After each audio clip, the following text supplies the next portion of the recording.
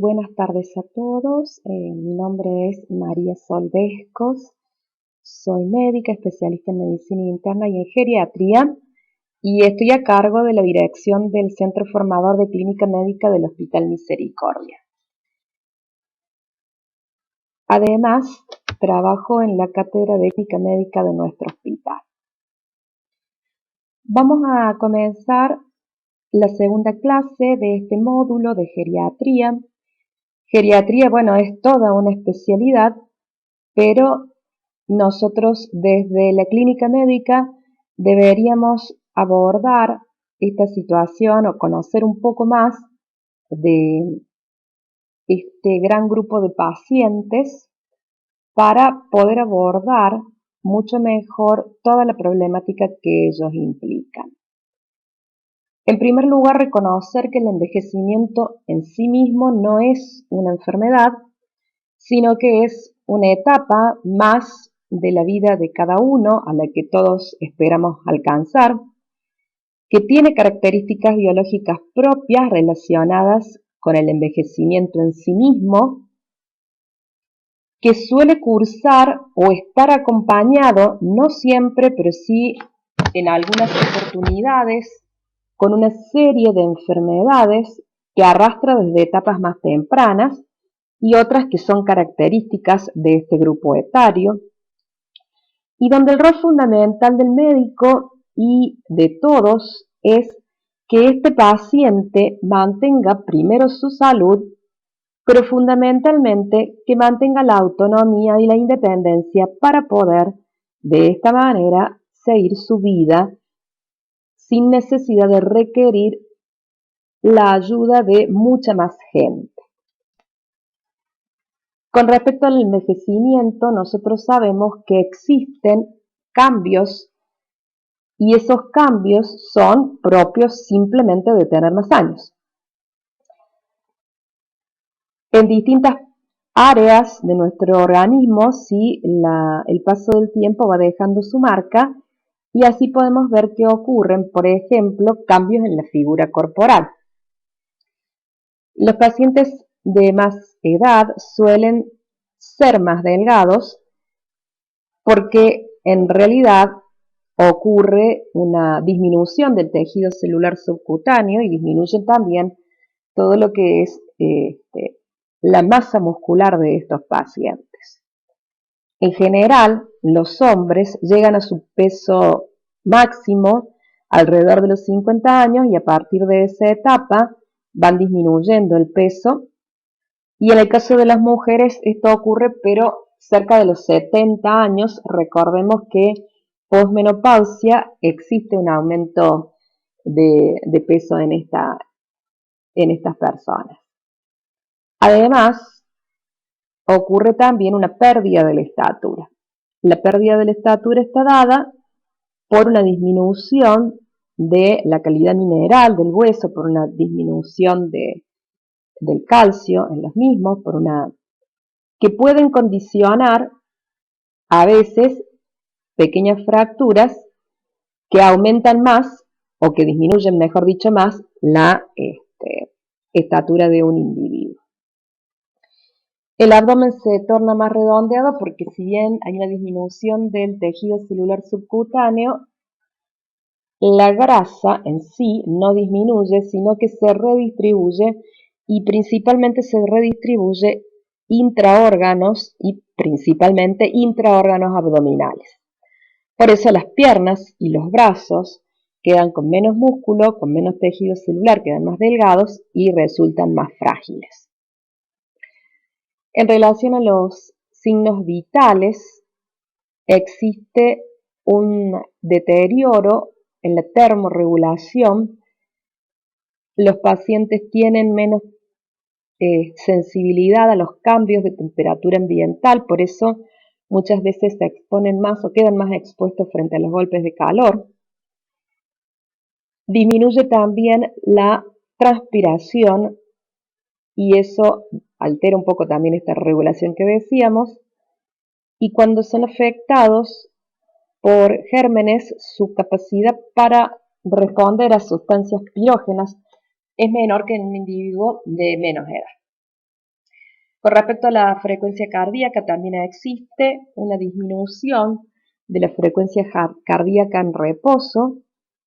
También aumenta menos cuando uno empieza a hacer una actividad física y el retorno a la frecuencia cardíaca basal también se hace más lento.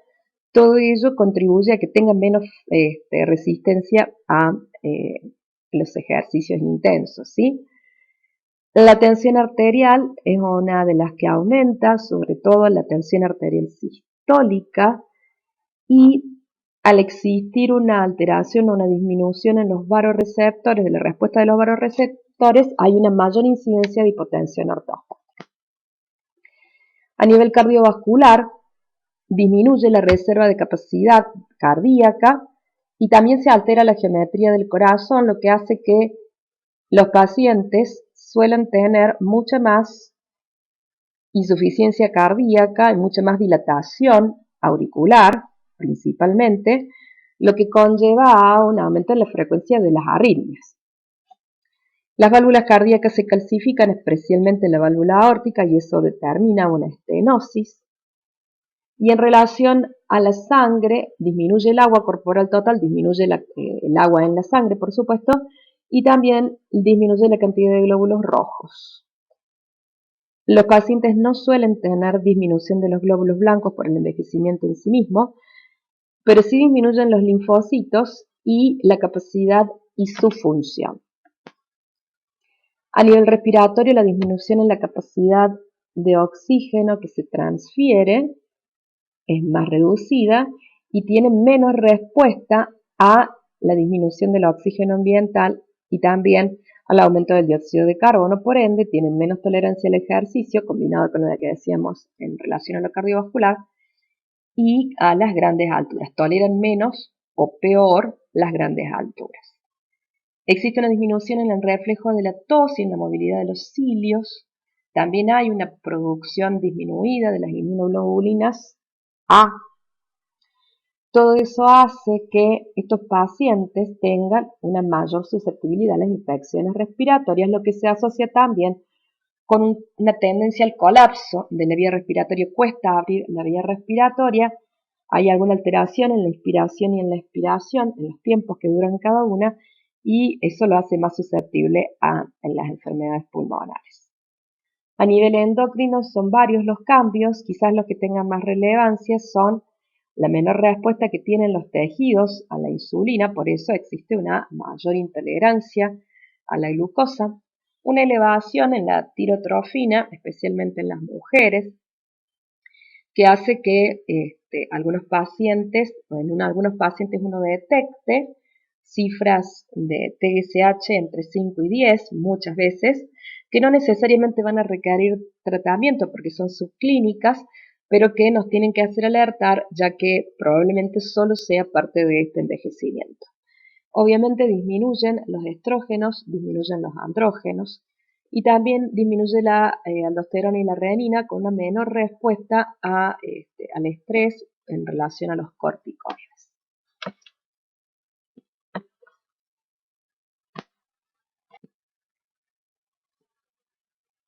Bien, decimos entonces que, existen diferentes poblaciones de adultos ancianos. Cuando uno define a quién incorporar como adulto mayor o a quién incorporar como un anciano, lo define desde una manera demográfica y pone a los 65 años como el punto en donde uno deja de ser un adulto y pasa a ser un adulto mayor. Y también está muy relacionada esa edad, por lo menos en muchos países, con la edad jubilatoria.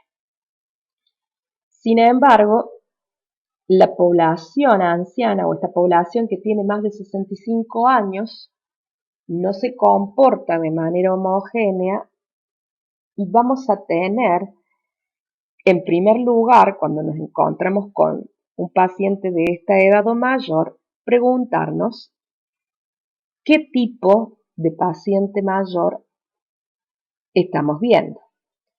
Porque no es lo mismo un anciano sano o una persona que solo tiene años pero que está sana, que un anciano que si bien no está sano al 100%, tiene enfermedades crónicas, tiene diabetes, tiene hipertensión, pero que las controla perfectamente con la medicación apropiada y no le genera ningún otro inconveniente. Tenemos después otro tipo de pacientes que sí ya tienen algunas características que nos hacen incorporarlos dentro de otro grupo. Nosotros en la fotografía que ustedes pueden ver, estamos viendo a gente que hoy por hoy representan líderes mundiales, más allá de que uno puede estar de acuerdo o no. Recordemos que Donald Trump tiene 73 años, que Vladimir Putin tiene 67 años, que el Papa Francisco tiene 83 años, que Angela Merkel tiene 65 años y que quien hoy por hoy está en todos los medios de comunicación como uno de los referentes de la pandemia de coronavirus en el mundo, sí, el doctor Fauci, tiene 79 años.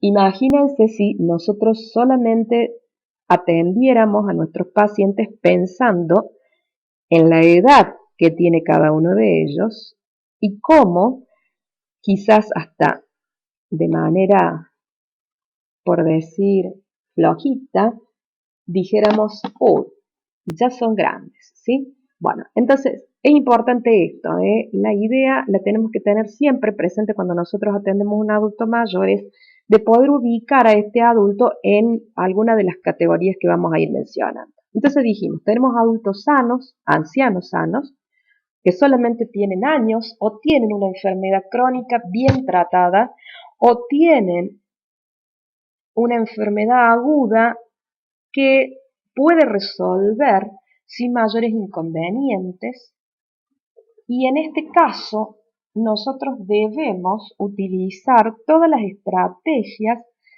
médicas posibles y con evidencia para su tratamiento. Distinto es aquel anciano que ya no es un anciano sano, sino que además de tener una edad avanzada, empieza a tener características que lo hacen más vulnerable.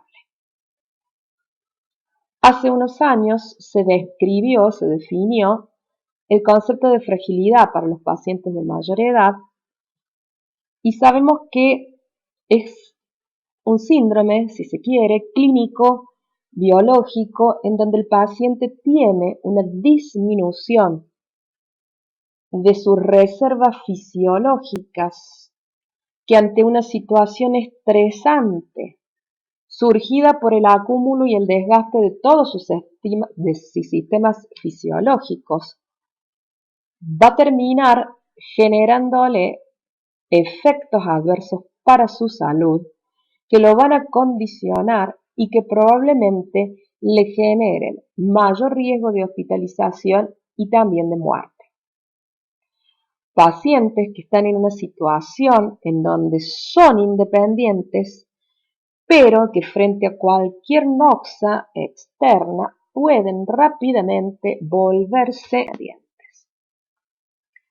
Ese síndrome de fragilidad que describió Freud en el 2001 tiene una serie de características en donde, por un lado, existe un fenotipo con síntomas como la pérdida de peso, la debilidad, la fatiga, la anorexia con una disminución en la ingesta de alimentos, la inactividad, una serie de signos como la sarcopenia, la osteopenia, alteraciones en la marcha y en el balance, un desacondicionamiento cardiovascular, una disminución de velocidad cuando camina, que hace que se encuentre en un riesgo, ya que tiene una disminución de su resistencia y una menor capacidad para responder a estímulos estresores.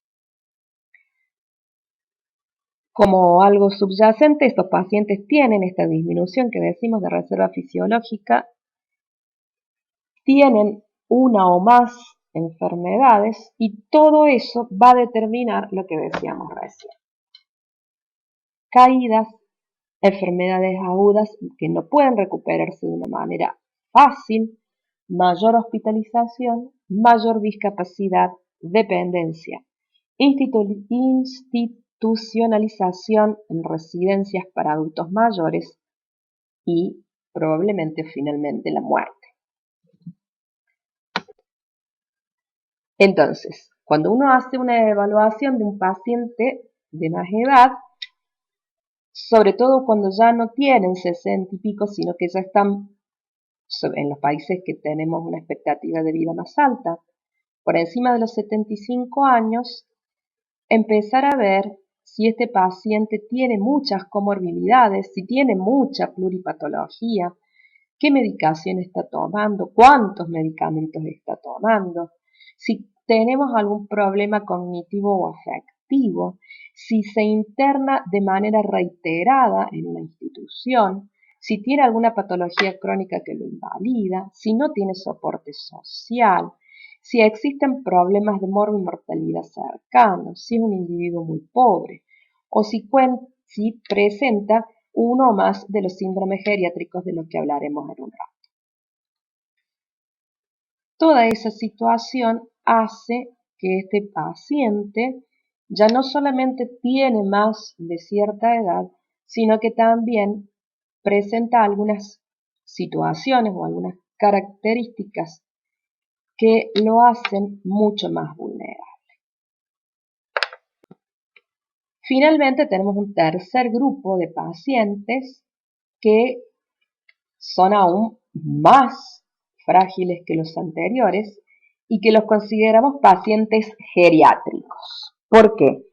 Porque no solamente presentan edad avanzada, sino que también tienen una o más enfermedades crónicas, pero no cualquier enfermedad crónica, son enfermedades que le provocan una dependencia y que suelen acompañarse también de alteraciones mentales o de problemas sociales que suelen asociarse, siendo dependiente para realizar alguna actividad de la vida diaria.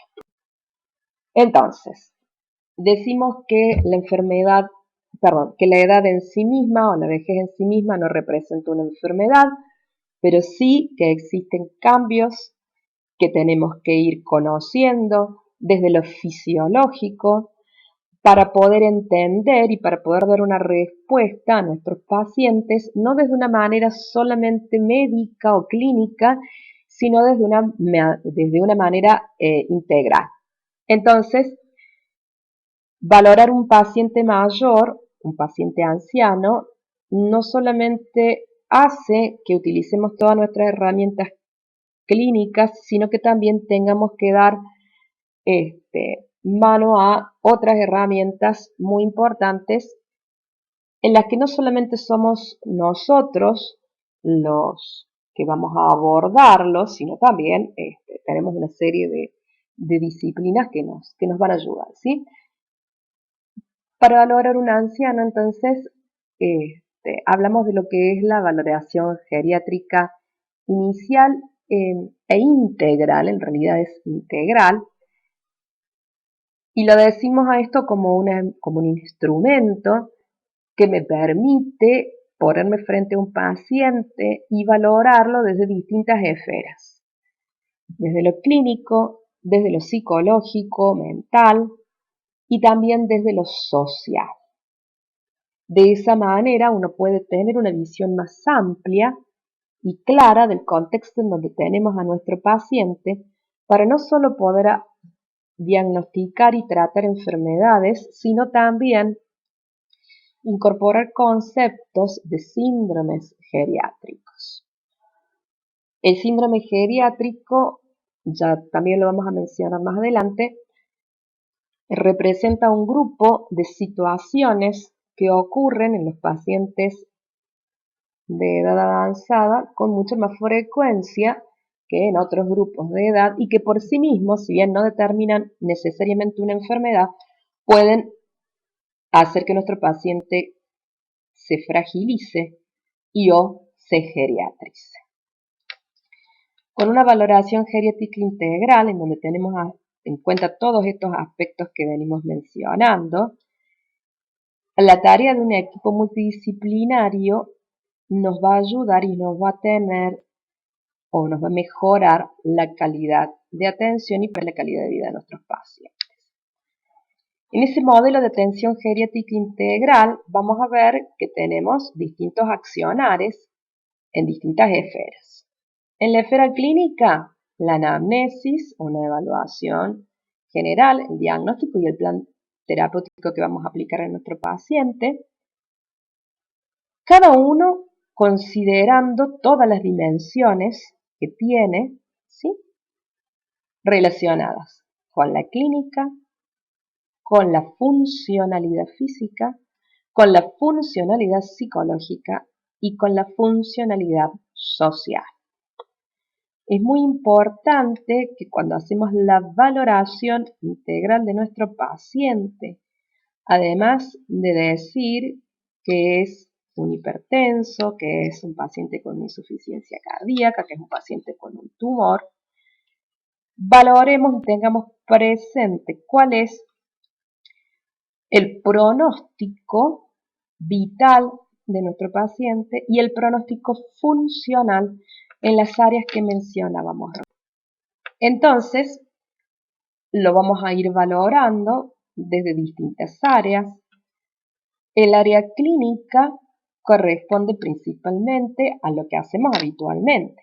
Debemos hacer una anamnesis cada vez que tengamos nuestro paciente, pero en esta anamnesis vamos a ver algunas situaciones que no ocurren en pacientes más jóvenes. En primer lugar, el mayor tiempo que nos lleva la consulta con un paciente anciano.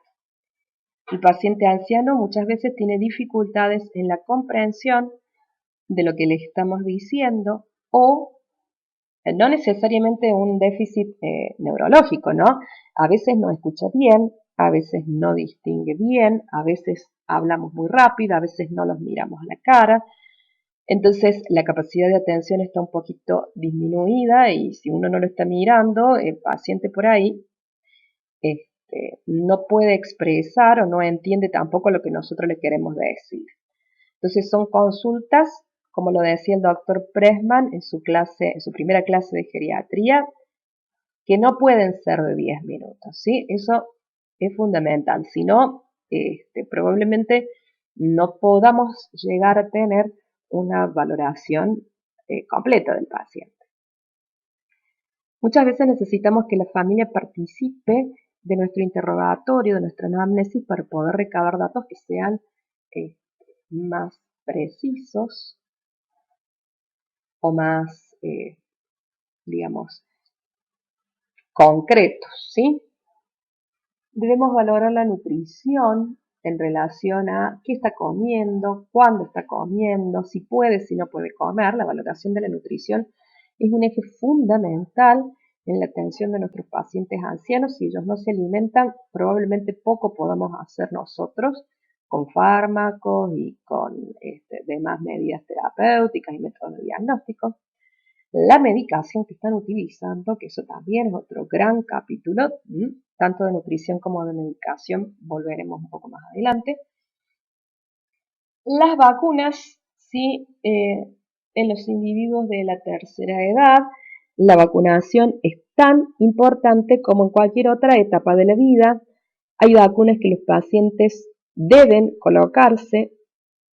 Muchas veces existe algún grado de reticencia con las vacunas porque tienen miedo de que les genere algún inconveniente, ellos están sanos y vacunándose a lo mejor se enferman. Bueno, muchos dicen eso.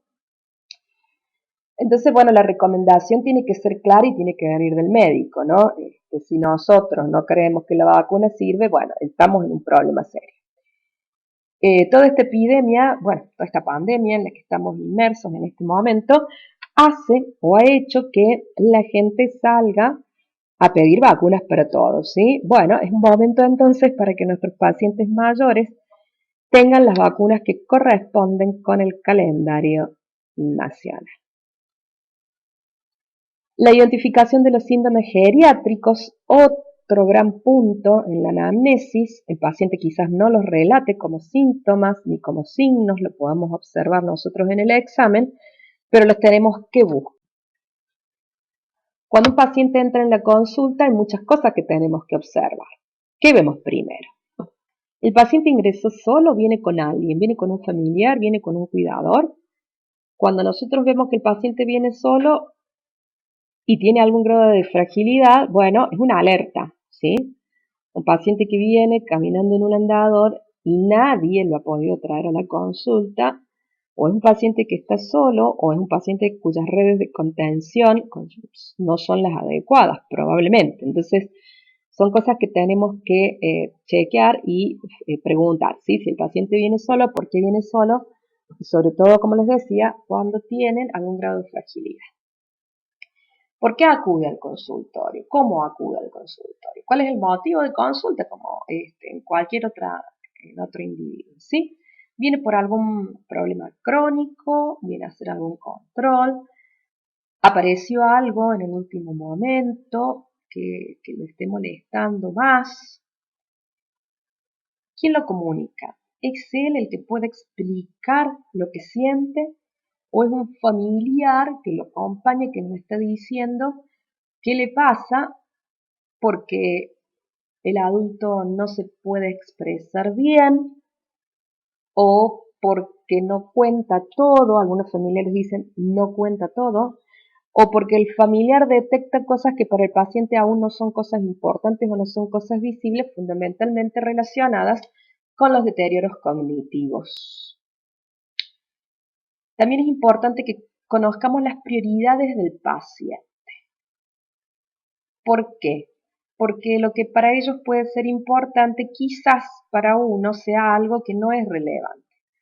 Pero en esta dinámica de irnos conociendo, ya sabremos qué paciente viene a la consulta porque quiere tener un espacio para poder expresarse, porque realmente tiene una enfermedad que ya no puede manejar solo, porque necesita hacer algún trámite. Bueno, cada una de las cosas en las que las personas van poniendo su relevancia, ¿no? Hoy por hoy, la consulta ambulatoria en los consultorios está siendo, bueno, restringida por la pandemia y observamos que hay pacientes que quieren ir al consultorio, que no les importa absolutamente nada más que ir al consultorio cuando a veces lo que necesitas solamente es una receta para un fármaco que toma eventualmente. Pero bueno, las prioridades de los pacientes no necesariamente son las prioridades nuestras. Entonces es importante conocer al paciente para poder de la mejor manera indicarle cómo seguir. Si el paciente llegó a pie, eso habla de que todavía puede manejarse de esa manera, sobre todo si viene solo, si viene con alguna ortesis, si caminó bien, si cuando se sienta en una buena posición y si cuando se levanta lo hace ágilmente o no, si es capaz o no de subirse a la mesa de exploración, si está vestido acorde a la temperatura, la comodidad que tiene. Bueno, son todas cosas que si bien en una anamnesis o en la primera observación de cualquier paciente son importantes, pues bueno, quizás tengan una relevancia mayor. Habíamos hablado de los síndromes geriátricos o habíamos mencionado los síndromes geriátricos y podemos decir que son un conjunto de síntomas, signos, situaciones que se agrupan y que son no necesariamente exclusivos de los adultos mayores, pero que sí tienen en ellos una alta prevalencia. A los primeros cuatro, que son los síndromes de inmovilidad, inestabilidad y caídas, deterioro cognitivo e incontinencia urinaria, se los llama los cuatro grandes de la geriatría. Sin embargo, depende de la literatura en donde ustedes consulten, van a ver que también se habla de otros, como la constipación, las alteraciones sensoriales en relación principalmente a la visión y a la audición, y la depresión. ¿Qué es importante de esto? Bueno, es importante que recordemos que el anciano no necesariamente va a ser alguien que no se pueda mover. Tampoco necesariamente va a ser alguien con un deterioro cognitivo. ¿Sí? Eso es importante porque si no nosotros, en vez de buscar estos síndromes, los minimizamos y decimos, y bueno, sí, ya está grande, se olvida de las cosas. ¿Ah?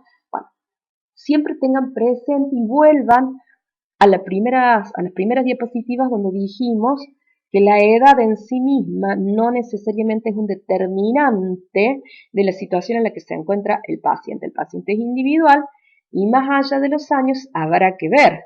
Sí, porque si tiene un deterioro cognitivo y ese deterioro cognitivo es agudo, tendremos que plantearnos una serie de posibilidades diagnósticas muy diferentes a si ese deterioro cognitivo lleva mucho tiempo de evolución y cada vez es mayor, o si en realidad eso que se ve como un deterioro cognitivo o que el paciente lo expresa como un deterioro cognitivo, en realidad no lo es tanto y es más la preocupación del paciente por tener este problema que el problema en sí, ¿sí?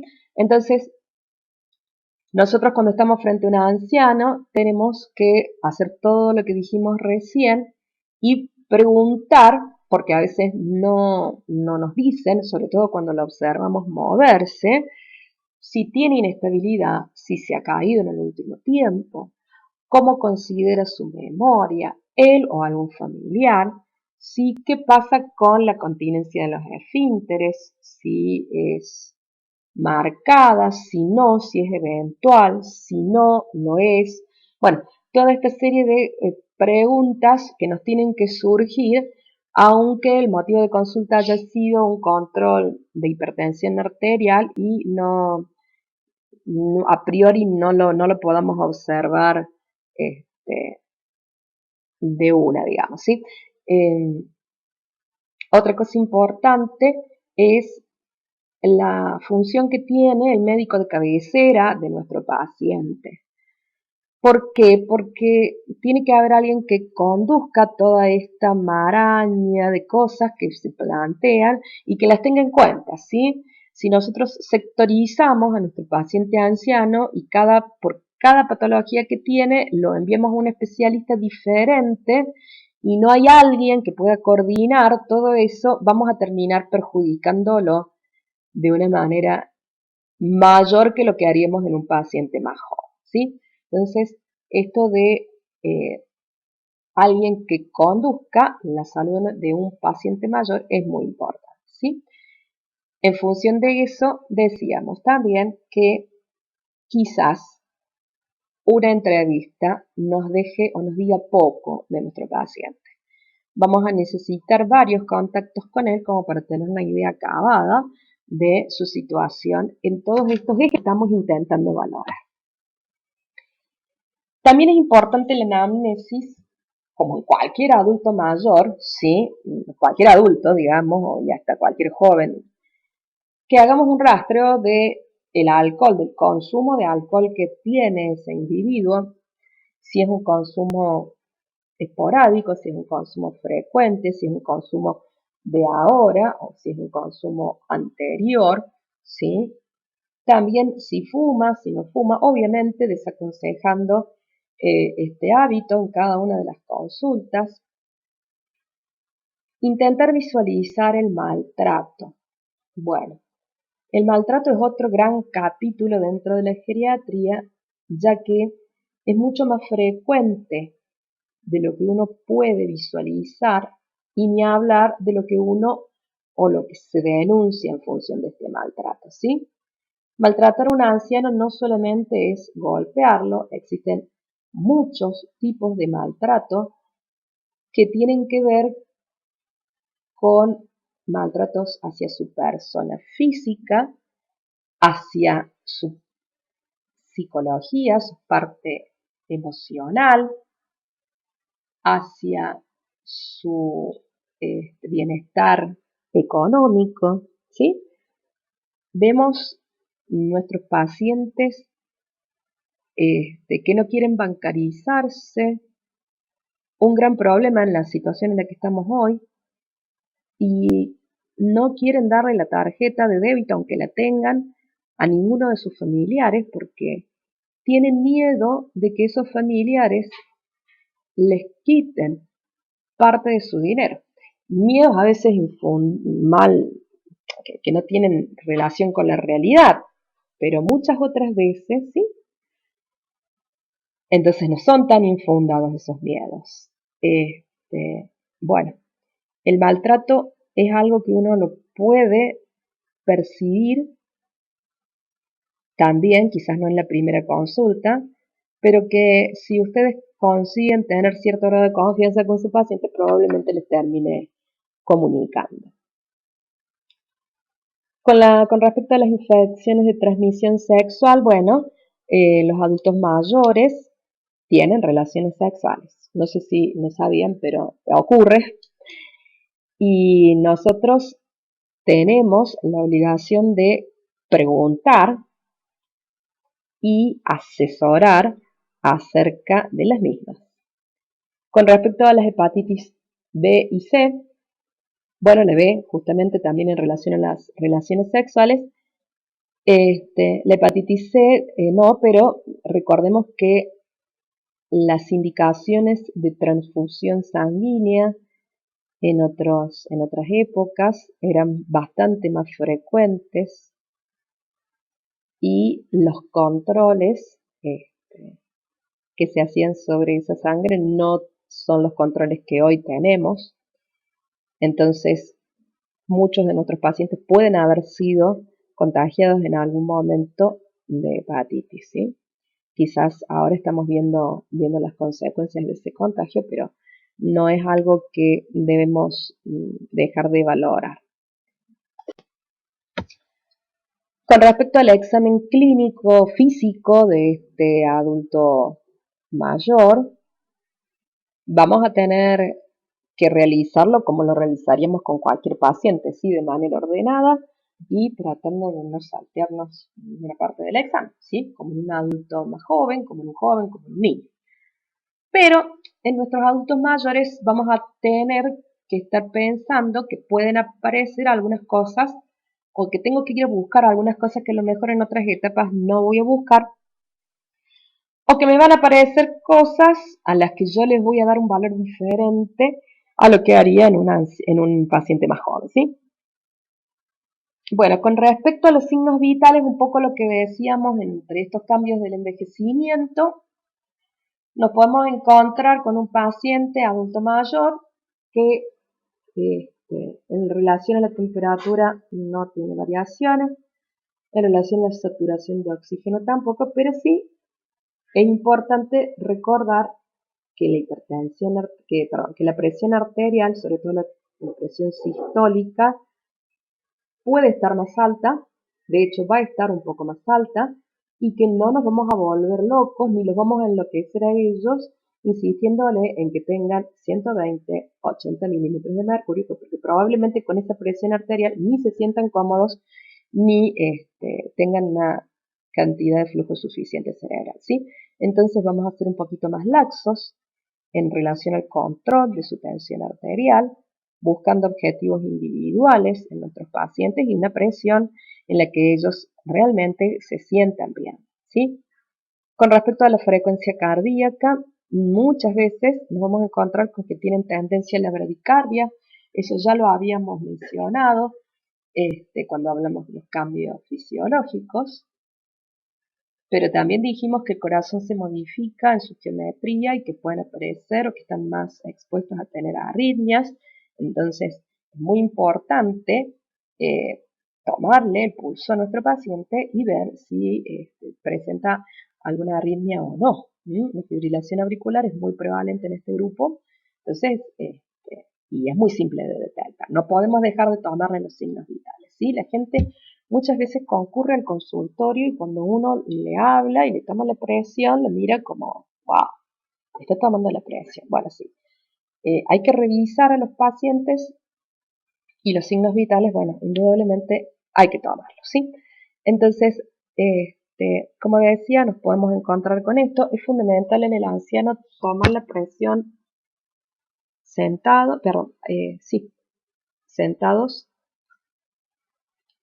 con la posición correcta y después valorar su hipotensión ortostática. ¿Por qué? Porque dijimos que sus receptores disminuyen y existen muchas posibilidades de que tenga mayor hipotensión que un paciente más joven. Además, muchos de los fármacos que toman modifican esta situación, entonces con más razón hay que tomar la tensión arterial para detectarla.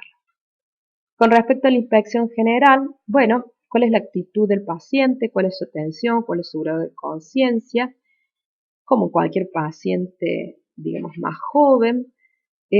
Pero sí, bueno, podemos ir pesquisando o intentando valorar si existe alguna alteración, aunque sea mínima, dentro de lo cognitivo, ver si el paciente nos presta la atención que nosotros queremos que nos preste, ¿sí? Y con respecto a su nutrición, bueno, hay todo un capítulo de nutrición para la valoración de la nutrición, pero a priori, sobre todo si yo lo conozco al paciente, ver si está más o menos igual o si ha perdido peso de manera importante. ¿Sí? Fundamentalmente las pérdidas de peso son las que nos van a poner un poquito más alerta. Con respecto a su cabeza, bueno, si tiene alguna simetría facial, el arco senil, corneal, cómo están los párpados, si los párpados están caídos o no, si podemos alcanzar a ver algún signo de catarata en los ojos.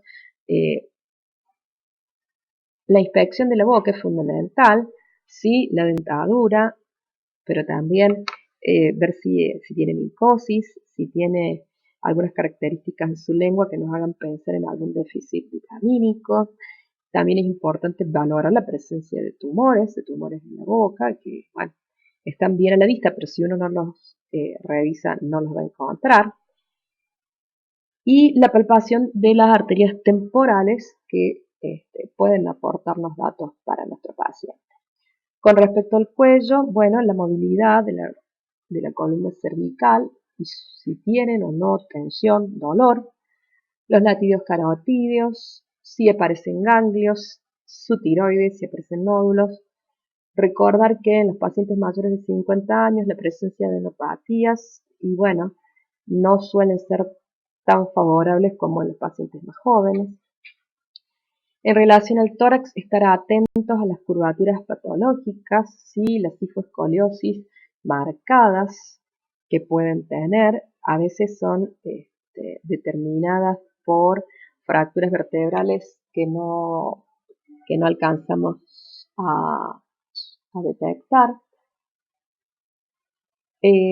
Auscultar los tonos cardíacos, bueno, puede haber presencia de soplos, fundamentalmente relacionados con las estenosis que decíamos recién. Los ritmos también, puede haber irregularidad debido a estas arritmias que también son muy frecuentes. Y a nivel pulmonar podemos llegar a encontrarnos con algunos estertores que no suelen tener mucha significancia en estos pacientes, ¿sí? En relación al sistema nervioso central, bueno, la fuerza, la sensibilidad, los reflejos, la presencia de movimientos anormales, el equilibrio de nuestro paciente, la valoración de los pares craneales y lo del deterioro cognitivo también es importante, que lo valoraremos dentro de la funcionalidad psicológica y psiquiátrica. Con respecto a la agudeza visual, bueno, es importante saber si este paciente tiene o no agudeza visual o cómo está su agudeza visual, si utiliza o no lentes, cuánto tiempo hace que estos lentes los tiene prescriptos y si realmente con esos lentes ve más o no. También la agudeza auditiva, dice atrofia, pero es agudeza auditiva. Bueno, muchas veces nos damos cuenta porque, bueno, realmente no nos escucha y tenemos que gritarle un poco más.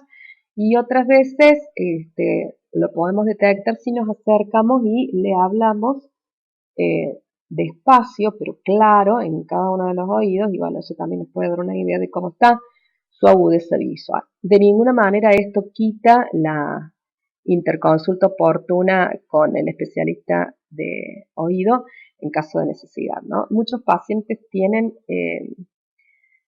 o tienen tendencia a tener mayores tapones de cerumen, entonces a veces la hipoacusia o la disminución en la audición es netamente algo solucionable y de manera simple, ¿sí? Por eso es importante revisar el oído también. En relación a la piel, bueno, la nutrición de la piel está muy disminuida, tanto interna como externamente, ¿sí? La piel se va atrofiando, y esas pieles que se resecan son pieles que son pieles de riesgo, ya que se pueden lastimar fácilmente, más aún si estos pacientes tienen agregada patología vascular venosa, entonces, o ya han tenido antecedentes de úlceras venosas. Las recomendaciones para mantener la hidratación y la nutrición de la piel tienen que ser bien precisas y bien dirigidas, ¿sí?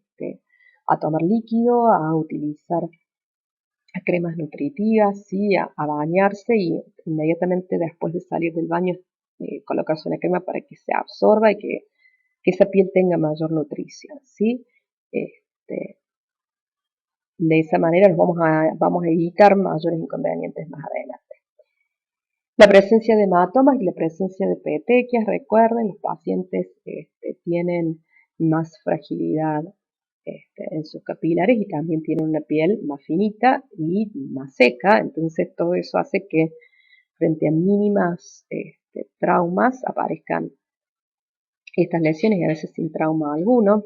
Recordar que la utilización de aspirina en prevención primaria no tiene sentido, que se desaconseja. Entonces, si un paciente que no tiene ningún factor de riesgo y toma la aspirina por prevención, bueno, retiremos la aspirina. Los hematomas muchas veces hablan por sí solos de situaciones que pueden ser serias, por ejemplo, las caídas, dijimos que estaban dentro de los síndromes geriátricos, entonces cuando nosotros detectamos un hematoma debemos saber por qué está ese hematoma ahí, si se cayó, cómo se cayó, dónde se cayó, y muchas veces también, lamentablemente, esos hematomas hablan de maltratos, ¿sí? Entonces, la presencia de los mismos nos abre otro interrogante que es por qué se produjeron y tenemos que saber la causa, de dónde salen esos hematomas.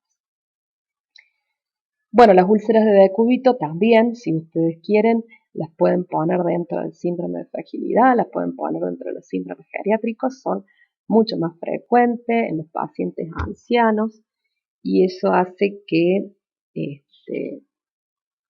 debamos buscarlas, debamos prevenirlas. Nosotros ya sabemos que nuestro paciente por algún motivo va a estar inmóvil o con una movilidad reducida, entonces deberemos advertir de la posibilidad de que se generen estas escaras para tomar todas las medidas preventivas apropiadas.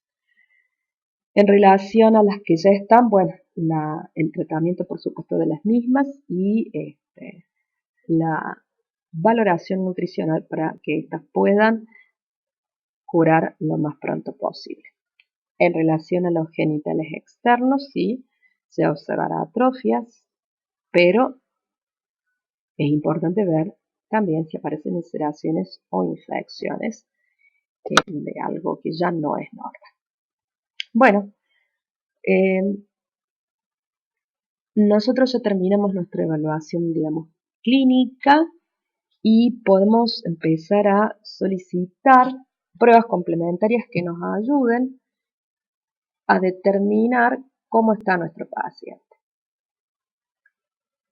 Dentro de esas pruebas complementarias vamos a solicitar un laboratorio de rutina en el cual vamos a pedir a solicitar hemograma, glucosa, creatinina, urea, ácido úrico, el perfil lipídico, albúmina y fosfatas alcalinas. Bueno, esto quizás no es igual que en un paciente más joven, pero bueno, son recomendaciones, ¿sí? Porque la albúmina, bueno, si bien no es un gran marcador, no es el único marcador, pero es un marcador relativamente accesible y nos da una idea de la situación de nuestro paciente en relación a sus proteínas, si las fabrica, si las absorbe, si las pierde, si las tiene, si no las tiene, ¿sí? Entonces la albúmina sí la podemos pedir y la fosfatas alcalina en relación a este movilidad ósea que tiene nuestro paciente anciano. Los electrolitos séricos también son importantes, un examen general de orina, o sea, una orina completa, y en el caso de que sospechemos que nuestro paciente tiene algún problema neurológico degenerativo, podríamos agregar o deberíamos agregar las hormonas tiroideas, ¿sí? Y la medición de las vitaminas, el ácido fólico y la vitamina B12. En el caso del deterioro cognitivo asociado a la demencia, la BDRL y bueno, ¿por qué no? El HIV deberían estar dentro de los controles que vamos solicitando, ¿sí? No son controles de rutina, necesariamente, pero bueno, uno los tiene que los necesita. Un electrocardiograma, por esto que decíamos que son pacientes que tienen bradicardias, que a veces no significan nada, pero bueno, que pueden tener algún grado de dificultad, para ver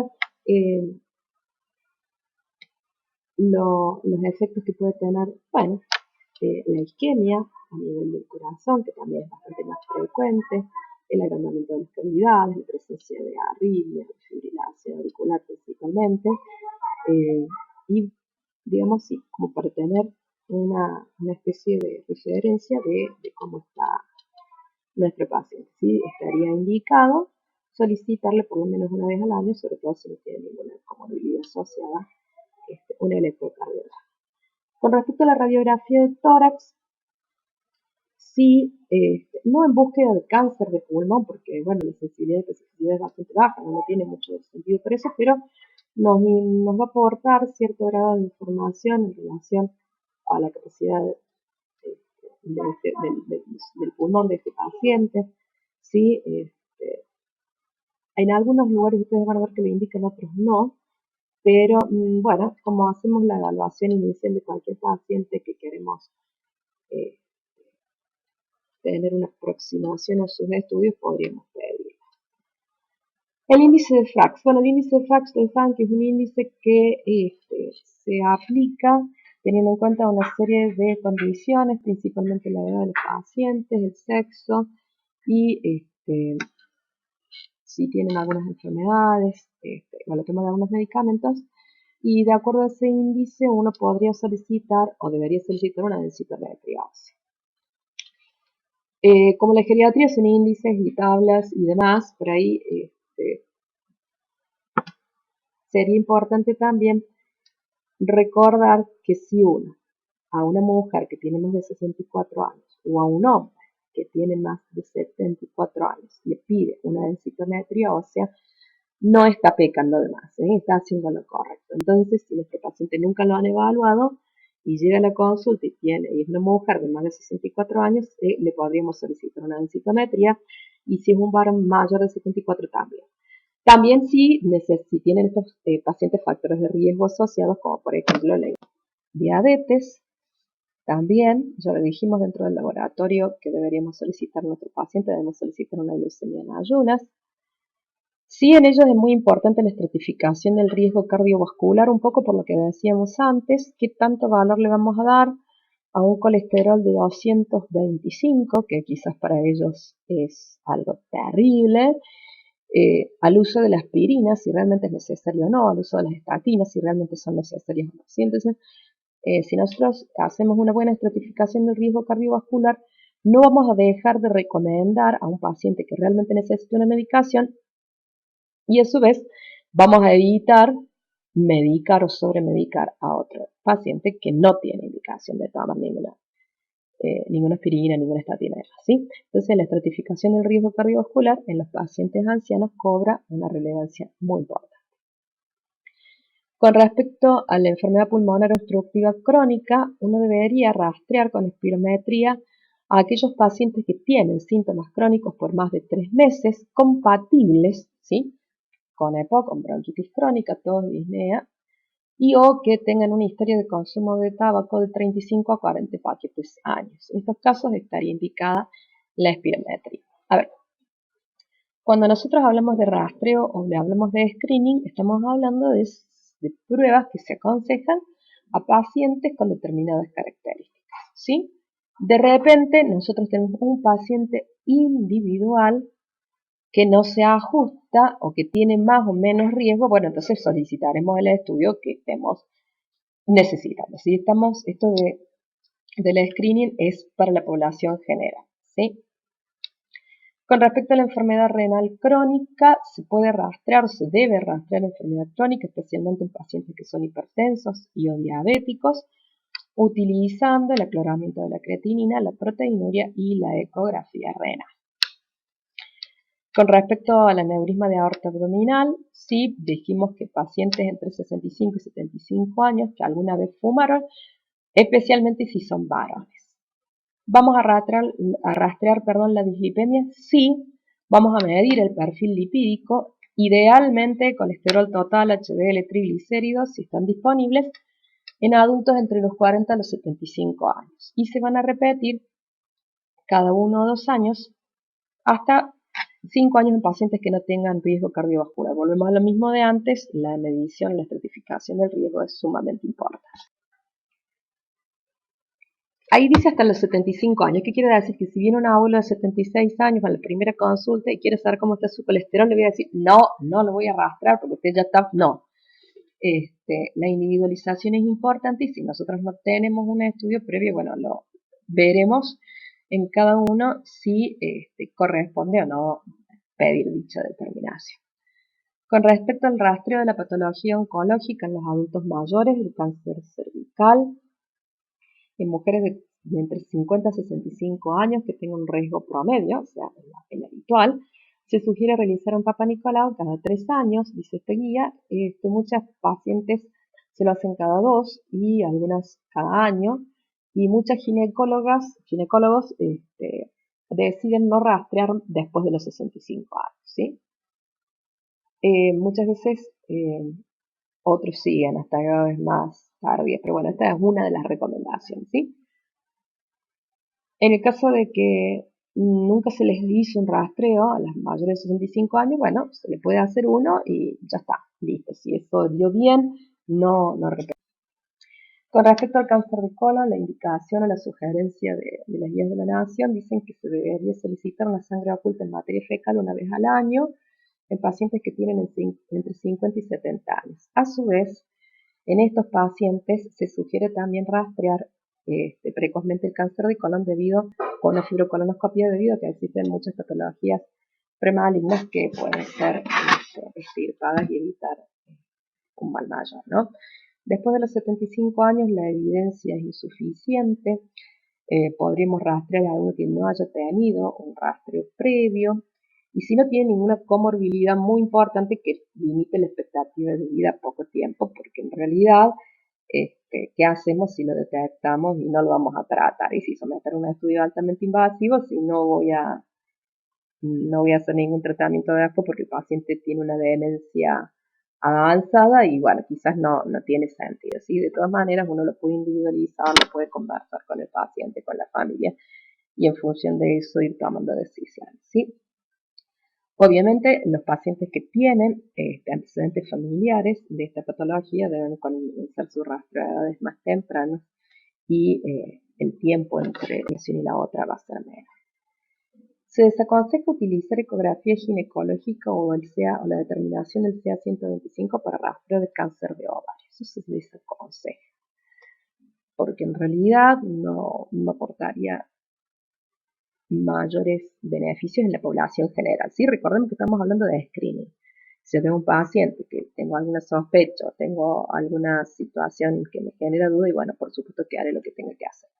pero no como rastreo para la población general, igual que lo que decíamos antes de la radiografía de tórax, que no tendría sentido porque no lo va a detectar y quizás uno se queda con cierta sensación de seguridad o de tranquilidad que no está. Tampoco se aconseja utilizar la determinación del antígeno prostático, salvo que el paciente lo solicite y bueno, y una vez que esté informado de los daños potenciales y del beneficio marginal del rastreo, quiera hacerse.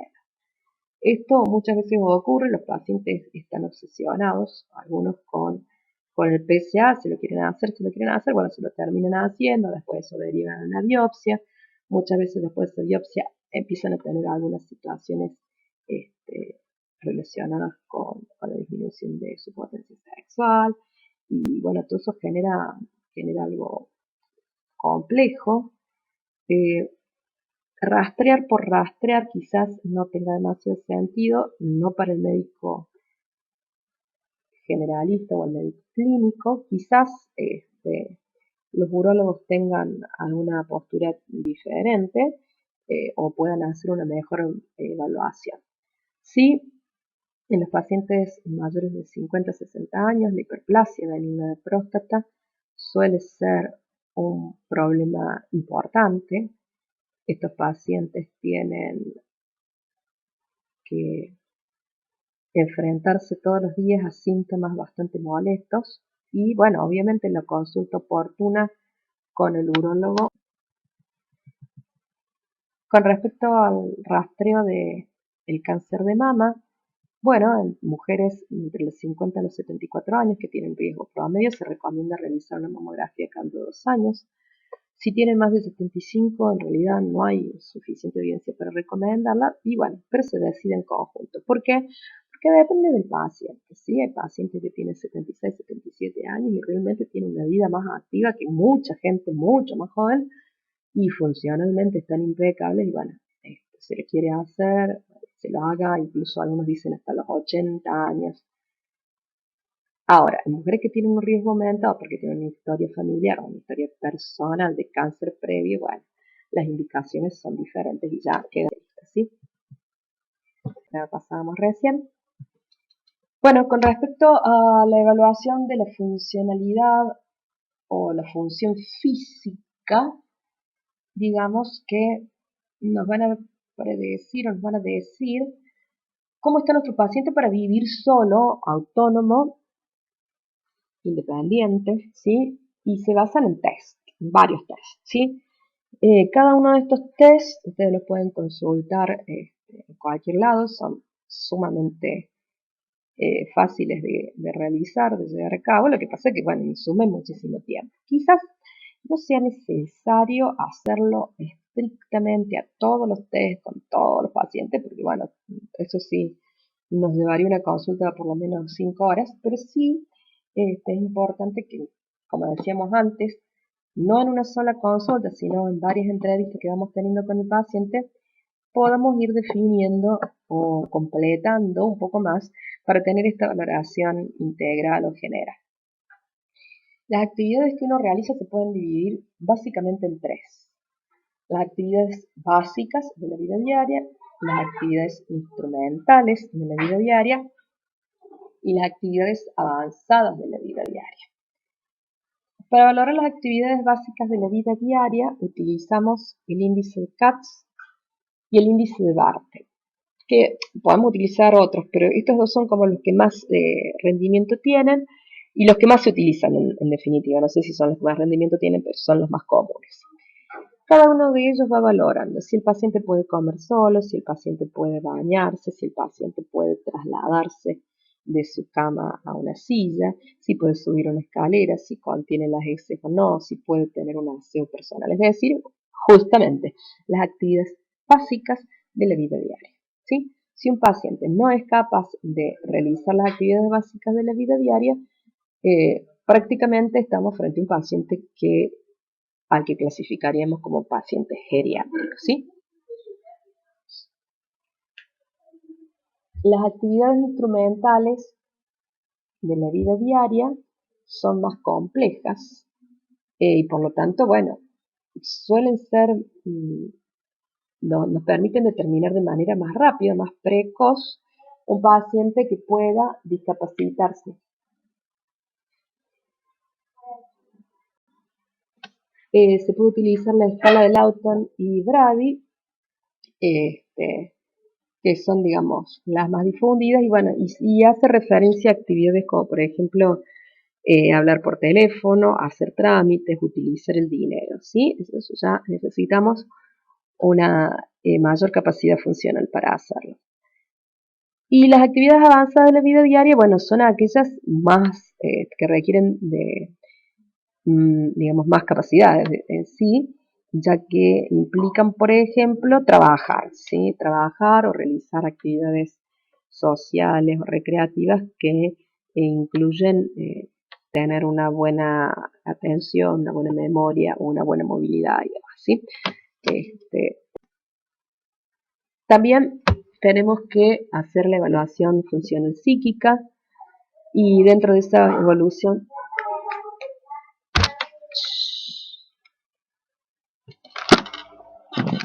la valoración cognitiva, la valoración del sueño y la valoración afectiva. Con respecto a la valoración cognitiva, debemos tener presente que existe una prevalencia de deterioro cognitivo en el anciano alta, principalmente luego de los 80 años, ¿sí? Eso puede ser hasta un 20% de los pacientes mayores, entonces es algo que tenemos que evaluar. Para ello existen múltiples tests, como el Mini Mental Test de Folstein, el Mini Examen de Lobo, perdón, ahí falta la palabrita, el test del reloj también puede ser otro de los tests. Bueno, alguno que ustedes consideren importante.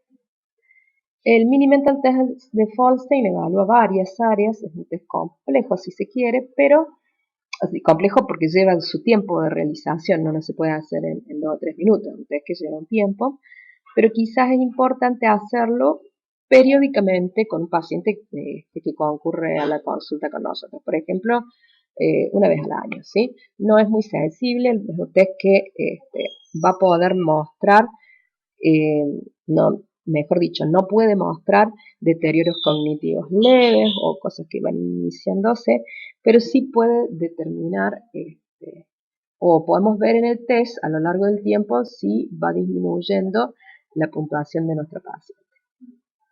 Con respecto a la valoración del sueño, bueno, el sueño es otro de los grandes problemas que tienen los adultos mayores. De hecho, el insomnio también puede considerarse como un síndrome geriátrico, como parte de estos síndromes geriátricos. Hay que tratar de ver cómo es el patrón habitual de sueño de nuestro paciente, determinar si tiene o no insomnio, cuáles son las posibles causas y si puedo modificarlas en algo o no. Los pacientes ancianos duermen menos, ¿sí? Necesitan menos horas de descanso porque tienen probablemente, no todos, pero bueno, en general, menos horas de actividad extenuante, entonces necesitan dormir menos. Claro, necesitan dormir un poquito menos. Entonces, la idea es que traten de descansar, que no duerman muchas horas durante el día para que puedan dormir algo más durante la noche, que tengan una rutina con su sueño, que tengan una habitación que no esté iluminada para poder realmente relajarse y dormirse, que no tenga ruido, ¿sí? Bueno, cada uno tiene su higiene del sueño muy particular, pero hay que insistir en estas medidas porque lo que tenemos que evitar es medicar para que se duerma, ¿sí? Y cuestión afectiva, tenemos que recordar que también es muy prevalente, ¿sí? Aproximadamente un 25% de nuestros adultos mayores presenta algún tipo de depresión y o ansiedad. Existen factores de riesgo para que esto ocurra, tanto como los antecedentes familiares y la pérdida de los neurotransmisores que hacen que aumente la ansiedad y aumente la depresión, pero también estresantes físicos, sociales y funcionales. Entonces es importante interrogar y saber cómo están de ánimo, si tienen labilidad emocional. A veces la labilidad emocional es un signo precoz de un deterioro cognitivo, si tienen ganas de hacer cosas, si no, si pueden dormir, si no, si comen, y ni hablar si tienen alguna ideación de muerte, ¿sí? También hay que escuchar y ver las quejas somáticas que a veces son vagas o son excesivas para lo que uno puede ver desde lo biológico y que tienen un trasfondo psicológico importante, ¿sí? Existen diferentes escalas para poder hacer una valoración de esto. La más utilizada es la escala de Savage, que se utiliza para valorar la depresión en los adultos mayores. Hay una que es larga, digamos, o que es extensa y otra un poco más acotada, que, bueno, que pueden servirnos como parámetros, ¿sí? Con respecto a la última valoración, que es la valoración social, es importante conocer en la situación social en que se encuentra nuestro anciano para hacer un tratamiento global integral, porque de nada vale que nosotros le diagnostiquemos, o seamos unos grandes clínicos y digamos que este anciano tiene una, por ejemplo, una patología mamaria, en donde es incipiente, que con una cirugía, probablemente una recesión de radioterapia, nos quedemos ya libres de enfermedad, y el paciente no tenga quien lo lleve a hacer esos tratamientos. Va al consultorio porque le queda muy cerquita, pero vive solo, no tiene ningún familiar, o si lo tiene el familiar no se quiere hacer cargo por diferentes motivos y no tiene dinero para ir a la clínica ni para hacer el tratamiento ni las sesiones que uno le está indicando. Y bueno, entonces, de nada sirvió todo lo otro que hicimos si no podemos, dentro de esta valoración, incorporar a lo social, ¿sí? Es importante preguntar al Estado civil, ¿sí? Soltero, viudo, casado, separado, en pareja, con alguien que lo ayuda, con alguien que lo asista, o con alguien a quien tiene que ayudar, a quien tiene que asistir.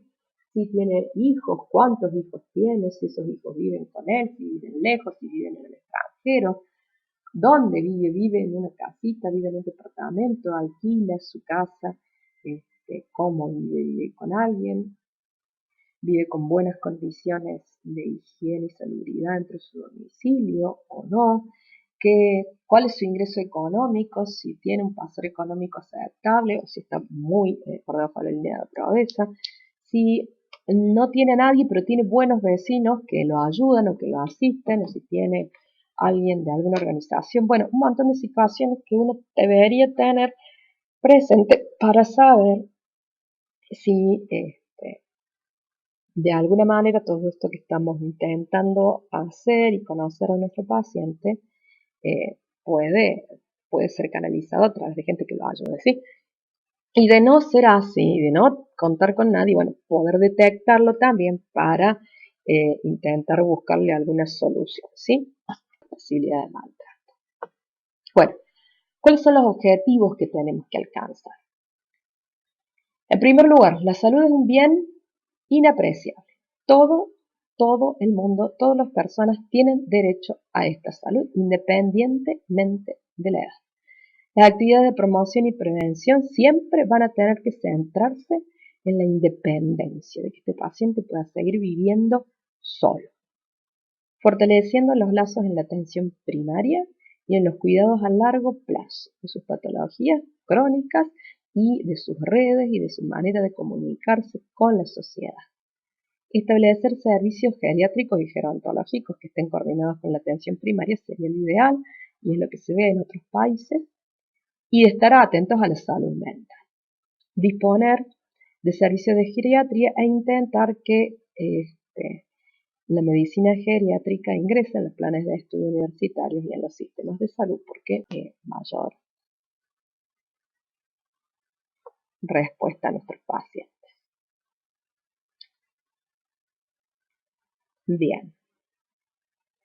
Finalmente, dos aspectos más para abordar. La clase es larga y, bueno, es difícil intentar decir qué es lo más importante para ver en un anciano porque todo es importante y no siempre sabemos de todo, ¿sí?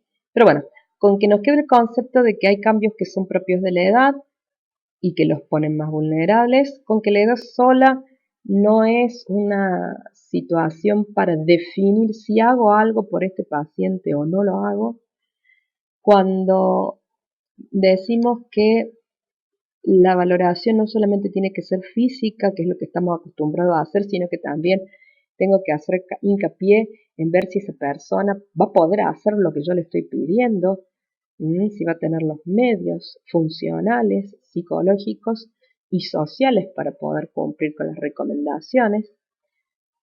Y, como decía, siempre tratando de beneficiar la salud y evitando cualquier daño o deterioro que podamos hacer nosotros. Como otros dos puntos importantes para abordar y que me pareció interesante abordarlos de manera individual, tenemos por un lado la medicación del adulto mayor. Con respecto al adulto mayor, la malnutrición es algo que afecta, algunos dicen, a un 10% de la población que va por la consulta ambulatoria, un 5% de las personas que están que requieren institucionalización en un hospital, y en ese valor un poquito más incluso en los pacientes que están en los geriátricos. Por lo tanto, la malnutrición es un problema que tiene muchas aristas y que es un problema altamente prevalente, ¿sí?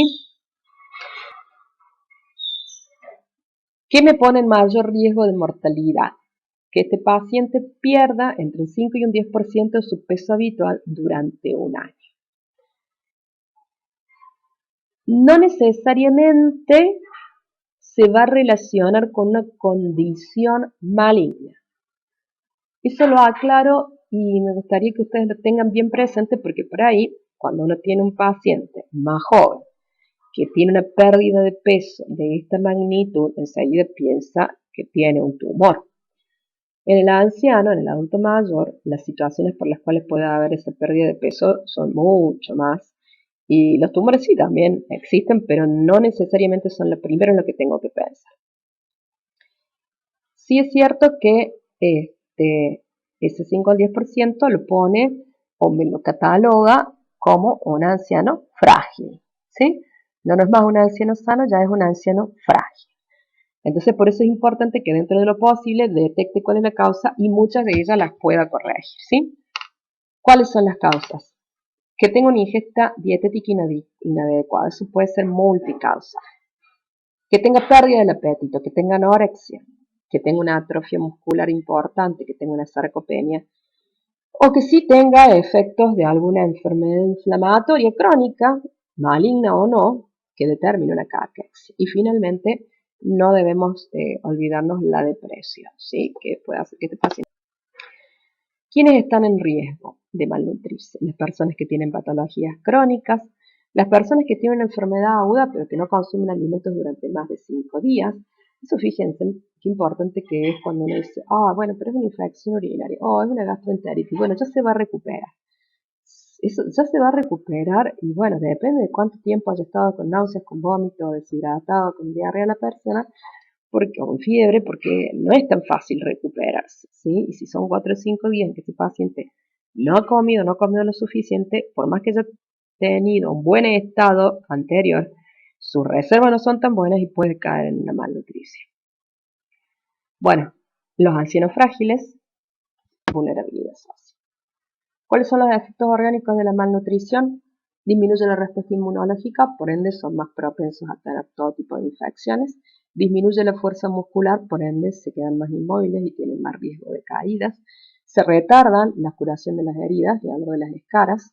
Se deteriora la función psicosocial porque este paciente no quiere moverse, no está sin ganas de hacer cosas, no tiene ganas de salir, a veces no puede salir, a recuperarse más tardíamente.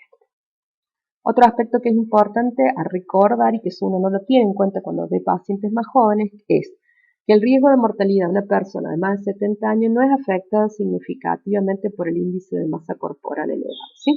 Fíjense, no es afectado significativamente por un índice de masa corporal elevado.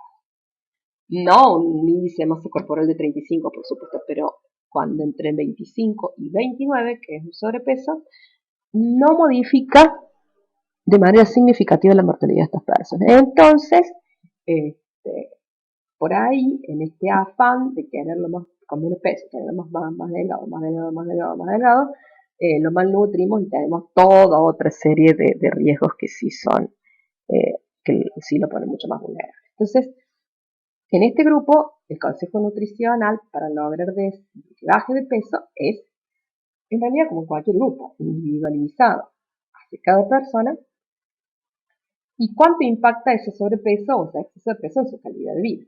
¿Sí? Siempre tenemos que indicar que haga ejercicio.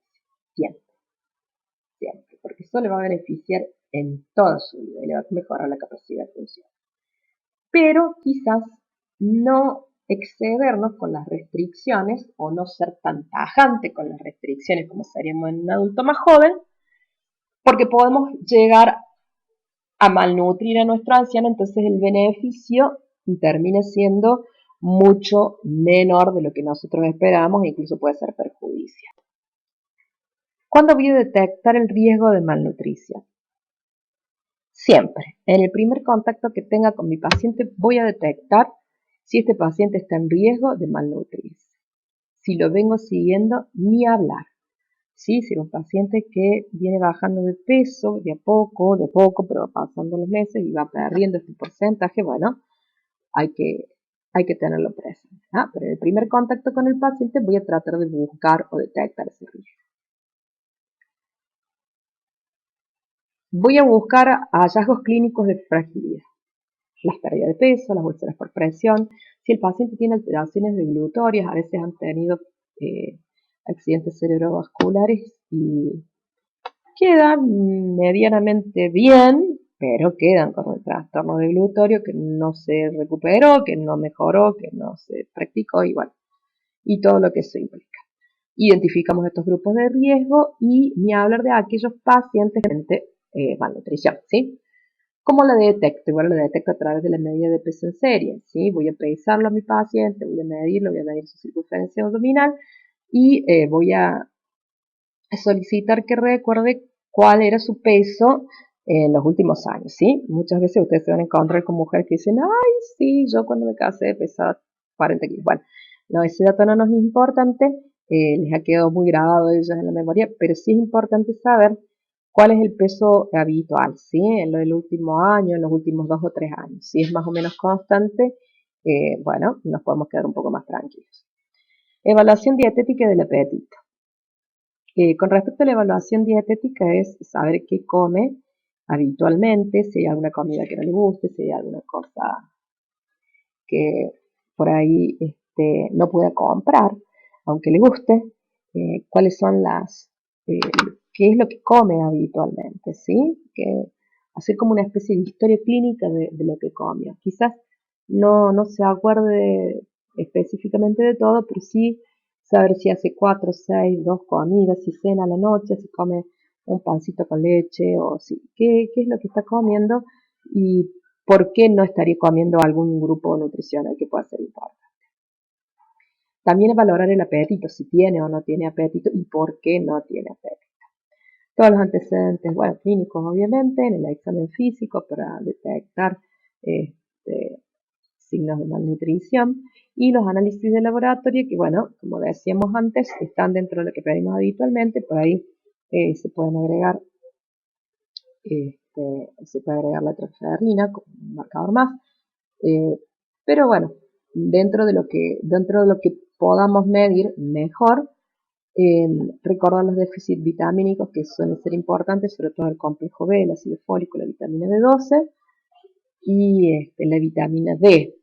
Muchas veces uno puede intentar sin medir, hacer algún soporte con estas vitaminas. Y como en toda la geriatría y como en toda la medicina, existen cuestionarios, ¿sí? Cuestionarios de la evaluación nutricional, como el Mini Nutritional Assessment, que es bastante largo, bastante largo, y quizás nos lleve toda una consulta a hacer esta valoración. Pero, eh, porque pregunta muchas cosas que están relacionadas, como ustedes después podrán consultar cuántas veces come, si come, qué come, si está medicado, si no está medicado, si puede comprar las cosas. Bueno, la verdad que el cuestionario es bastante extenso.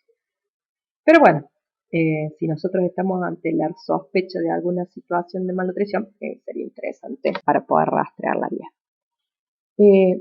Esta es una tabla de peso corporal recomendada según la altura y la edad. Fíjense que por ahí, miren, una persona de 1,60 m, bueno, hasta 74 kilos.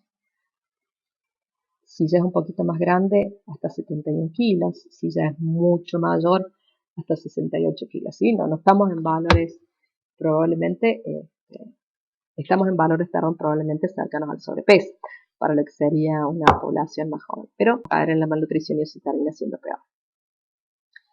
¿Qué hacemos con las personas que tienen riesgo de desnutrición o de malnutrición? Primero, intentar modificar todas las barreras que puedan tener en la ingesta.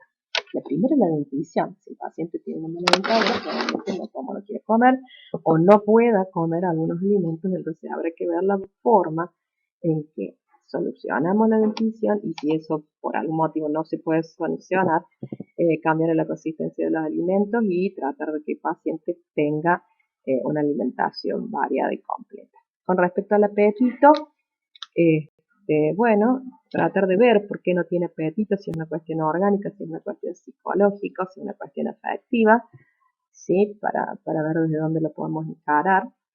Si no puede ir a comprar, es incapaz para ir a comprar y bueno, ver la posibilidad de buscar alguna red dentro de su red social, alguien que lo pueda ayudar con eso, igual que si no puede cocinar. Y bueno, y si no tiene recursos económicos, dar la posibilidad de buscar algo también bueno, desde lo social, ¿no? Cómo encarar esto, ¿no? Uno le indica una dieta, le indica que coma ciertos alimentos y bueno, si no los puede comprar, es muy complejo. Mientras sea posible, habrá que mejorar la alimentación con comida, ¿sí? No suplementar, eso quiere decir. Tratar de ver que tengan los distintos alimentos, que sean frescos, que sean variados, que tenga de todos los grupos alimentarios recomendados. No deberíamos utilizar estimulantes del apetito como el acetato de megestrol o el dronabinol, porque tienen un beneficio bastante escaso y los riesgos de administrar y el precio que tienen los medicamentos es alto, entonces no sería muy beneficioso. Y si tengo que suplementar algo, probablemente tenga que suplementar vitamina D12, vitamina D y tratar de que mi paciente coma 1.200 miligramos de calcio por día. Según lo que coma, según su alimentación, y bueno, puede alcanzar con eso solamente, ¿sí? Si come un yogur por día fortificado en calcio, si come una porción de queso y algo de leche, y bueno, probablemente los alcance perfectamente, pero bueno, eso no ocurre siempre. Ni hablar del costo, y en muchas otras situaciones, bueno, por la falta de tolerancia a la lactosa que tienen estos pacientes, entonces no lo pueden consumir, ¿no? En ese caso, bueno, habrá que suplementar esto para que no la consumen en la alimentación o si no está muy expuesto al sol y demás. ¿En quién voy a usar suplementos? A ver, volviendo un poquito para atrás, esto de que las vitaminas no están así en los adultos mayores, pero tampoco es, no quiere comer, le doy una vitamina, o no le gusta esto, le doy una vitamina, no. ¿Sí? Volvemos a lo que decíamos al principio, vamos a tratar de que la nutrición se recupere y se mantenga con la alimentación, sin suplementar. Pero es una población en la que puede estar indicado con más frecuencia que en otras la suplementación con vitaminas, ¿sí? No nos olvidemos de eso, ¿sí? Ni tanto ni tampoco, ¿sí? Lo que corresponde. Con respecto al uso de suplementos, ¿sí?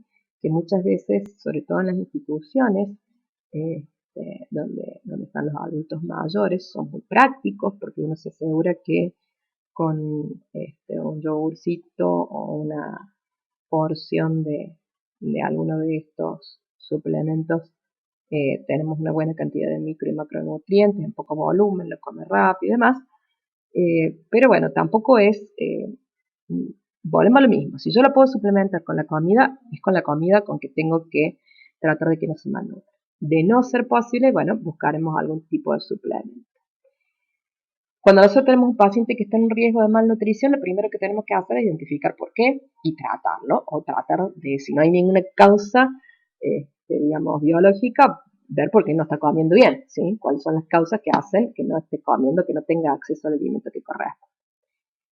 Tenemos que levantar un poco las restricciones nutricionales. En los pacientes que tienen riesgo de malnutrición, hay que no ser tan estricto con algunas cosas y dar alimentos que tengan alto contenido calórico. Tenemos pacientes diabéticos que están muy delgados. Cuando uno le mide la glucemia y la hemoglobina glicosilada, se da cuenta de que están bien controlados, o sea que no es un problema la bajada de peso, un problema específicamente de la diabetes, sino que hay una malnutrición o hay un exceso de dieta. Los pacientes a veces hacen restricciones que uno no creería que van a hacer, y por sí los adultos mayores suelen tener mayor apego o mayor adherencia al tratamiento médico que los adultos más jóvenes. Entonces, por ahí uno le dijo, no coma hidratos de carbono, y realmente no comen hidratos de carbono, nada, ¿sí? Entonces, bueno, habrá que ver, volvemos a lo mismo, esta historia alimentaria, que está consumiendo, que no está consumiendo, y no ser tan estricto. No ser tan estricto con la restricción, porque en definitiva lo voy a terminar poniendo en una situación de riesgo porque está malnutrido y, bueno, más riesgo que hubiera tenido si la diabetes hubiera sido un poquito más descontrolada, ¿sí? Entonces, tengamos cuidado con las restricciones excesivas en este grupo de pacientes. ¿Y cuándo voy a indicar un suplemento? Y bueno, cuando la ingesta no sea suficiente. Puede ser que tenga que indicar por un periodo corto de tiempo, mientras el paciente está cursando alguna patología aguda, o puede que necesite hacerlo de manera más permanente, sobre todo en pacientes que tienen deterioros cognitivos y que se niegan a comer, en donde es muy difícil incorporar el alimento. Bueno, pacientes que no tienen habilitada su vía oral y que tienen que alimentarse a través de otras vías, ¿sí? Que requiere. Finalmente, el otro tópico, el otro tema que vamos a conversar es el adulto mayor y los medicamentos. Vamos a decir que, y esto lo sabemos, los adultos mayores toman más medicamentos que los adultos más jóvenes y que están expuestos a más reacciones adversas, ¿sí? Porque, primero, porque son más los medicamentos que toman, y segundo, que tienen sus sistemas de depuración, tanto renales como hepáticos, con algún grado de disminución. Entonces, ¿por qué tienen más reacciones adversas? Bueno, por los cambios fisiológicos asociados con la edad, lo que decíamos recién, alteraciones en la oxidación, en la hidrólisis de algunos fármacos, en la eliminación, todo eso, la disminución en el agua corporal total, la alteración en la capacidad de receptores diferentes, eso altera la farmacodinámica y la farmacocinética de la medicación, porque tienen comorbilidades y toman un montón de fármacos, porque están malnutridos, a veces no tienen albúmina suficiente, porque usan mucha medicación. Polifarmacia, este concepto está cuando un paciente tiene más de 4 fármacos, muchos recetados, muchos no recetados, pero la mayoría tiene una gran cantidad de fármacos, porque lo atienden un montón de especialistas y un montón de niveles asistenciales, van al hospital, van a la clínica, van acá, van allá, van a todos lados, cada uno le quiere corregir algo, le da otro remedio más, ni se fija lo que toma el otro, entonces se encuentra con una polifarmacia. Y porque a un paciente de 90 años generalmente no se lo solicita para incorporarlo en un protocolo de prueba de alguna medicación, entonces lo que les pasa al paciente con los medicamentos que le damos. Aparece entonces este concepto que decíamos de polifarmacia, y es otro síndrome geriátrico que tiene complicaciones muy serias, o que pueden ser muy serias, incluso más serias que las que intenta resolver la enfermedad para la cual le recetaron un medicamento, ¿sí? Son muy prevalentes en los pacientes de más de 65 años, generan un 20% de los ingresos hospitalarios. Las principales drogas que pueden alterar esto son los anticoagulantes, todo lo que tiene que ver con el tratamiento de la diabetes, tanto las insulinas como los glucemiantes orales, la digoxina y los antiagregantes plaquetarios. Aproximadamente 1 de cada 5 prescripciones es apropiada y conduce a la polifarmacia. La prescripción inapropiada hace que este paciente tenga un riesgo mayor de sufrir efectos adversos que el potencial beneficio que hubiese sido tratar el cuadro clínico, ¿sí? Tenemos que tener cuidado e indicar los medicamentos más seguros y más eficaces, obviamente, ¿sí? El medicamento que uno receta tiene que tener un fin, digamos. Usted está con un problema de una gastritis, toma 7 días un inhibidor de bomba de protones. ¿Por qué? O 14 días, o bueno, el tiempo que ustedes consideren de acuerdo a lo que el paciente toma. Porque si no, el paciente va a seguir tomándolo para siempre. Entonces, hay que explicar que hay medicamentos que no son de manera permanente, ¿sí? Existe un riesgo incrementado en la interacción entre los medicamentos con las enfermedades crónicas que tiene el paciente. También muchas veces existe duplicación de los principios activos dentro de los mismos fármacos. Yo estoy dando dos cosas iguales. Muy común que utilicen dos benzodiazepinas diferentes, que utilicen alprazolam durante el día y en la noche para dormir lorazepam o clonazepam o cualquiera de ellas. Es muy común que hagan esas cosas. Muchos pacientes toman medicamentos combinados, ¿sí? Por ejemplo, los que combinan algo para la dispepsia, como la domperidona, con alprazolam, antes del almuerzo, antes de la cena, y a la noche para dormir toman un clonazepam. Bueno, hay muchas veces, hay mucha duplicación, ni hablar de los pacientes que toman antiinflamatorios, que toman ibuprofeno 2 por día, y después se toman una aspirina, y después se toman, y así. Y bueno, muchas veces se omiten prescripciones de fármacos que son más beneficiosos para tratar de prevenir un problema de salud, porque hay un lado económico. En el año 2008 se publicaron por primera vez los criterios de STOP y STAR, que posteriormente fueron avalados por la Sociedad Europea de Geriatría, publicando una versión en español en el año 2009, con el objetivo de decir cuáles son los grupos de fármacos divididos por sistemas fisiológicos que no debería utilizar un paciente anciano. Y por el otro lado, un listado, los anteriores son los STOP, y por otro lado un listado en donde deberían utilizarse tales fármacos para este grupo de pacientes. Hace unos años, PAMI hizo un relevamiento. Recuerden, PAMI es la obra social que tiene mayor cantidad de afiliados en la Argentina y es la segunda obra social más grande de Latinoamérica. Hizo un relevamiento de los medicamentos que tomaban sus pacientes entre el año 2014 y el 2015 y observó que existe una frecuencia inapropiada de prescripción de algunos fármacos, destacando que están mal indicados o excesivamente indicados los inhibidores de la bomba de protones, los ansiolíticos tipo benzodiazepinas como la alprazolam y el clonazepam, la glucosamina y la glucosamina más meloxicam. Con respecto a la glucosamina más meloxicam, ustedes saben que este año tuvo una movida que se retiraron de la comercialización, que después que se volvieron a retirar. Bueno, no están indicados, nunca estuvieron indicados y no deben indicarse a un paciente anciano. La glucosamina sola, quizás, bueno, uno podría tener algún tipo de consideración. Hay algunos estudios que hablan de cierto grado de eficacia, pero en realidad no tienen un beneficio. Bueno, ¿cuándo suspendemos un medicamento en un anciano? Cuando están polimedicados. Hay que agarrar los medicamentos con la bolsa de medicamentos que tiene, como les decía el doctor Pressman en la clase anterior, y ver cuáles sirven, cuáles no sirven, cuáles fueron indicados por un tiempo y ellos lo siguen tomando a tiempo. Identificar los fármacos que producen efectos adversos, sacar a aquellos que no han demostrado eficacia en ensayos clínicos, sacar los que no sean beneficiosos para ese paciente en particular. Cuando la expectativa de vida es muy corta, con pacientes terminales, frágiles o con demencias muy avanzadas, no tiene sentido seguir haciendo medicamentos excesivamente. Y cuando ya, el paciente tiene una situación clínica que superó y que no hace falta que lo siga tomando. Obviamente, cuando hay duplicación en el principio farmacológico, cuando ustedes observan interacciones importantes, cuando hay errores de prescripción, que no sea la adecuada. Dentro de lo posible, no utilizar los inhibidores de la bomba de protones por más de 8 semanas, no utilizar fármacos que tengan una alta potencia colinérgica, los antidepresivos tricíclicos, los anticolinérgicos urinarios, los antihistamínicos de primera generación, no utilizar la diazoramida y no utilizar la glucosamina en combinación con el meloxicam y muchas veces tampoco.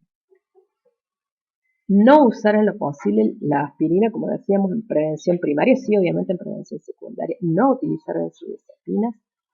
Los antipsicóticos, si los vamos a tener que utilizar, tratar de utilizarlos con diagnósticos muy precisos y con dosis, las mínimas dosis efectivas posibles. No utilizar relajantes musculares, la domperidona, la loperamida, la codeína y los diuréticos y ácidos. Inconvenientes que beneficios. Bueno, glibenclamida ni hablar, ya prácticamente no la debería estar utilizando nadie porque tiene una alta probabilidad de hacer hipoglucemia, más aún en los pacientes ancianos. La teofilina, que antes se utilizaba muchísimo, bueno, ustedes saben que se ha dejado de utilizar y eventualmente en algún paciente con un EPOC muy severo, casi terminal, podría tener algún grado de indicación, pero no en los ancianos. Ningún antiinflamatorio que vaya dentro de la línea de la indometacina, el ketorolal y el dexketoprofeno, porque se sabe que existen AINES con mejor tolerancia, por ejemplo el ibuprofeno, y que deberían darse si es que son necesarios, la idea sería evitarlos, pero si es que son necesarios en vez de cualquiera de estos tres. Los vasodilatadores cerebrales, como el ginkgo biloba, que bueno, tienen mucha publicidad, pero en realidad no tienen ningún efecto. Bueno, como consideraciones finales y atendiendo a todo lo que estamos viviendo, todo lo que estamos pasando en este momento, más que nunca cuidemos de nuestros adultos mayores.